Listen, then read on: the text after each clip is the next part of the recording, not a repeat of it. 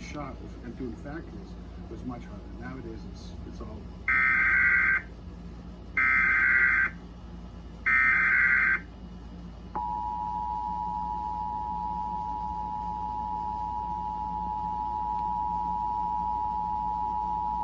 The National Weather Service in Chicago has issued a severe thunderstorm warning for northern Lake County in northwestern Indiana until 9:15 p.m.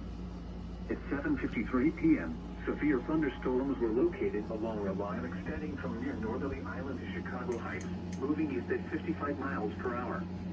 Additional severe storms were located near Plainfield, moving east, and also may reach Lake County. Hazard, 60 miles per hour wind gusts. Source, radar indicated. Impact, expects damage to roofs, siding, and trees. Locations impacted include Hammond, Gary, Portage, Merrillville, East Chicago, Sherrville, Hobart, Lansing, Highland, Munster, Griffith, Dyer, St. John, Lake Station, Linwood, Whiting, and New Chicago. For your protection, move to an interior room on the lowest floor of a building.